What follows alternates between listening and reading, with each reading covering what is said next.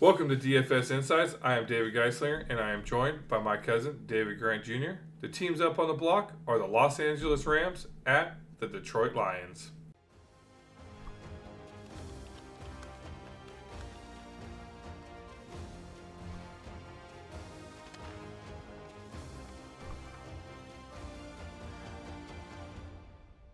This is where each of us will be giving you our three key players to focus on while you create each of one of your lineups. Sometimes we're going to have the same favorite plays, and sometimes we won't. David and I are going to give you a quick breakdown of what we like about the three main plays, and make sure to stay tuned until the end where we're going to give out two absolutely free lineups. Nice, nice. So, I never thought I would be saying this, but Detroit Lions in the playoffs. Man, I know, right? Let's head over Man. here to break down this game. And yeah, I'll let you, break down this Goff Stafford matchup because apparently no one else matters in this. I know, right? Yeah, rumor has it that Detroit is trying to ban people from wearing Stafford jerseys into the stadium. Nice. That's what I heard on the radio today. So I thought that was kind of funny. So yeah, man, this should be a pretty exciting matchup. We got the shockingly 12-5, Lions against the 10-7 Rams. To be honest, I'm kind of surprised the Rams kind of pulled it together there at the end, almost kind of like the Packers did, and kind of got their stuff together and ended up making it in. Yeah. Yeah, man, the over/under here being 51.5. I definitely see it being a pretty high-scoring game. I'd probably take the over on this one. I don't really see the passing defense being too hot here, and we both know Stafford can air it out, and Goff, as long as he's not turning the ball over like he was there mid-season, he can also air it out. Not like Stafford, but nonetheless, that does seem to be the narrative here. Yeah. With how do you kind of see the game? Yeah, I definitely kinda see it. These basically they're the number one, number two rated defenses, I guess currently against the run, specifically. Yeah.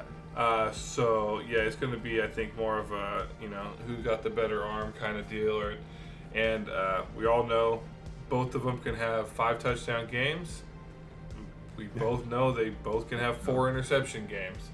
So how I'm kind of scripting this is that it's going to be an air show basically. I'm hoping that they don't have those 4 interception games because then obviously the defenses become live, and as I will have a few in a few lineups. I'm not specking. I'm not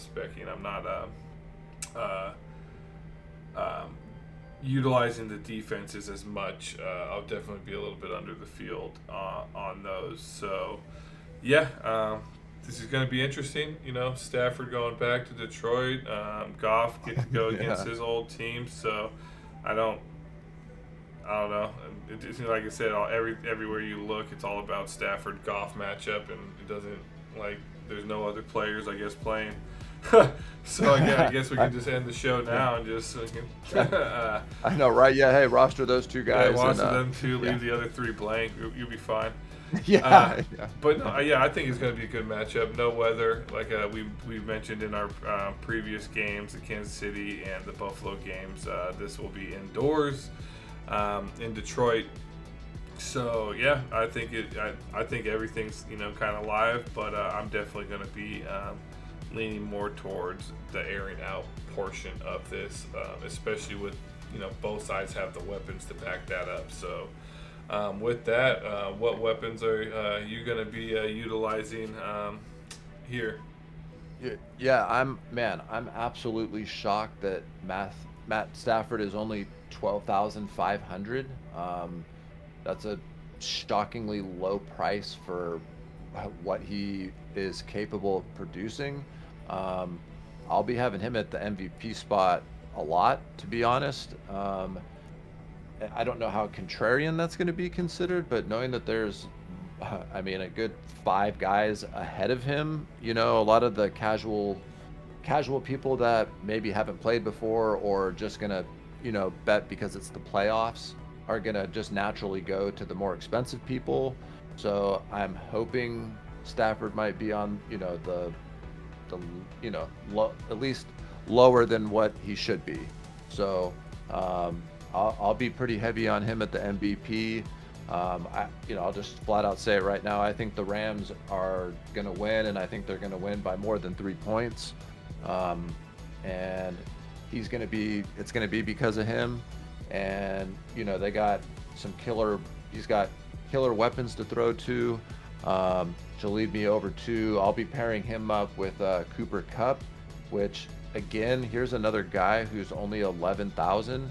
I know that Puka Nacua obviously is the wide receiver one. So if Detroit ends up being able to cover him and makes the priority on him, I will gladly take some extra targets towards Cooper Kupp, who's just been one of the best for a long time now. And as you can see, against New Orleans, he got 12 targets, 8 targets against Washington, 10 targets against Baltimore. He's had 115 yards against Baltimore and a touchdown. He's had 4 touchdowns in the last 5 games. So, Kupp has been to the playoffs. He's won a Super Bowl. He's been there, done that, and I think Puka's obviously going to show up, but he's a rookie, and Stafford and Kupp have both been here. So, and at 11K, that's just severely underpriced to me. So Yeah.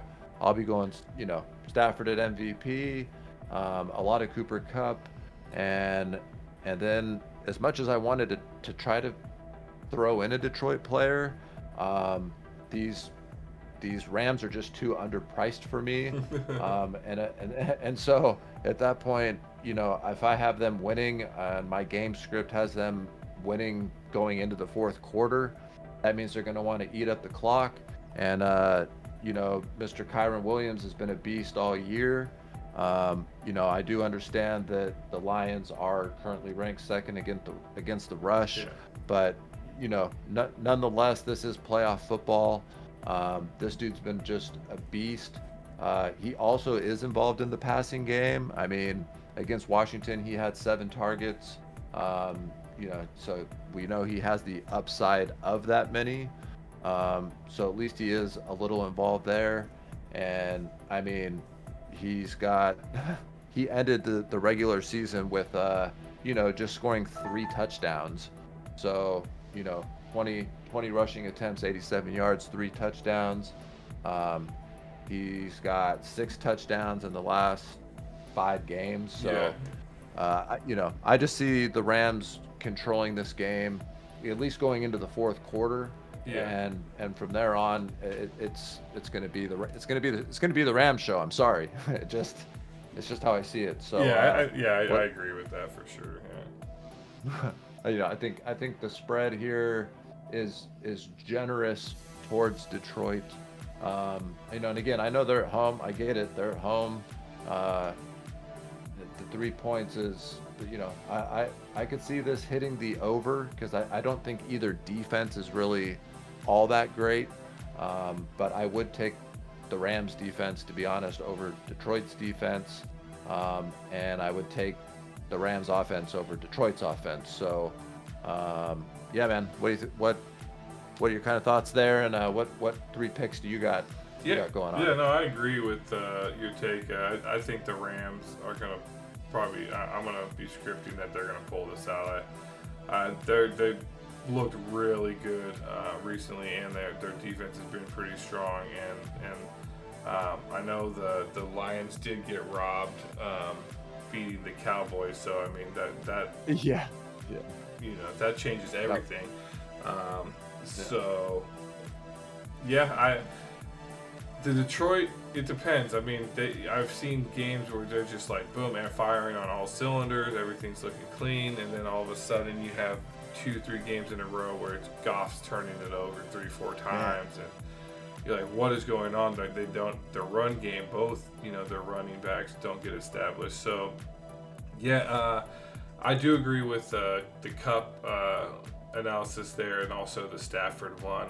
Little hesitant on the Williams aspect of it, just because their run defenses are ranked pretty high.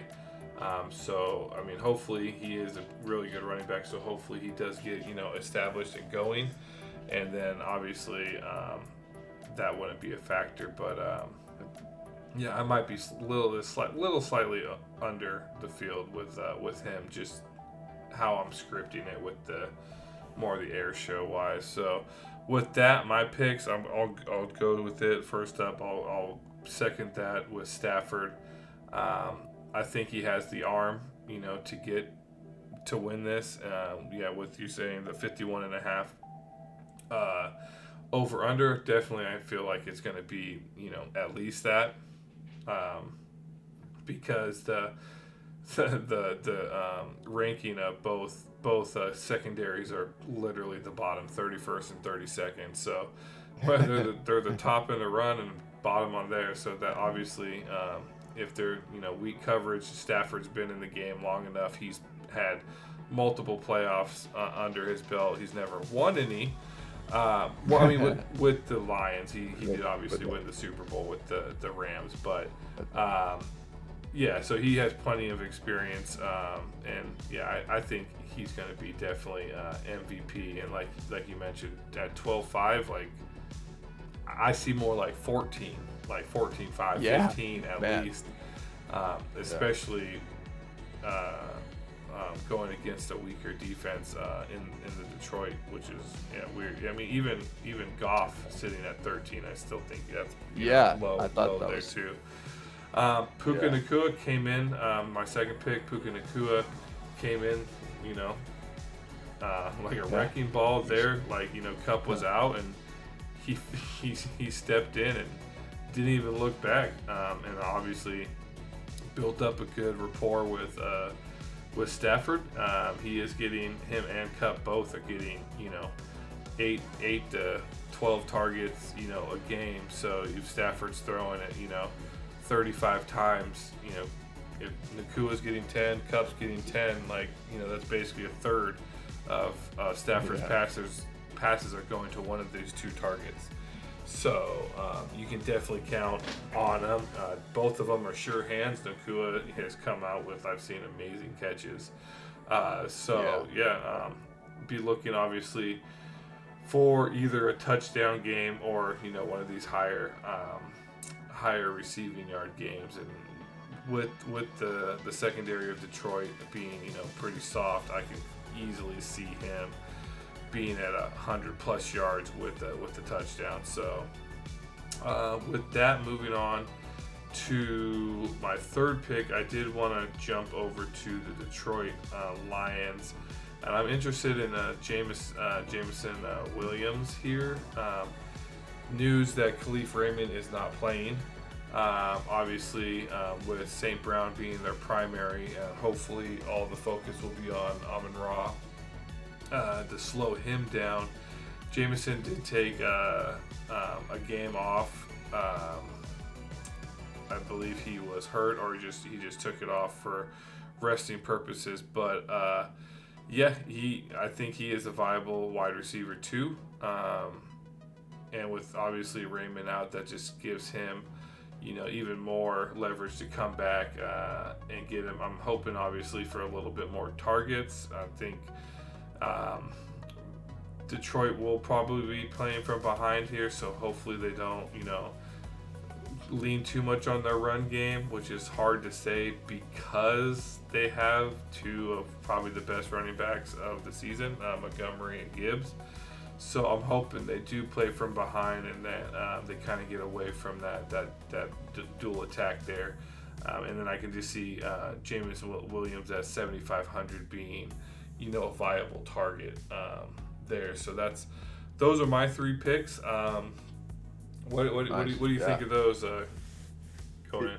Yeah, good call there, and especially with Laporta also being he's gonna try to play, but That's true. it sounds like he's got a bulky knee brace, and it's gonna just take one man just planting wrong one time, one hit, and he could be out pretty quickly. So, that's a lot of that would open up some extra targets for that for Williams like you're talking about. Mm-hmm. So, yeah, yeah, I like the takes there, and like a lineup I made with four Rams and one guy from Detroit that you'll be showing shortly.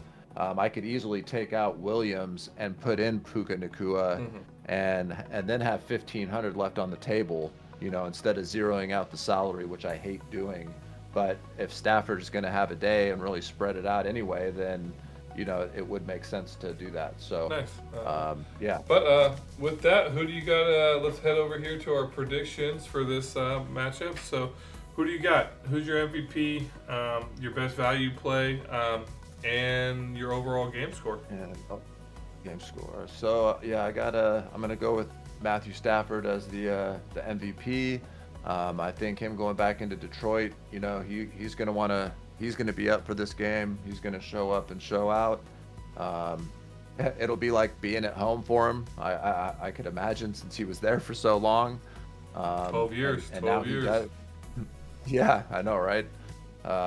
So it's a home away from home for him.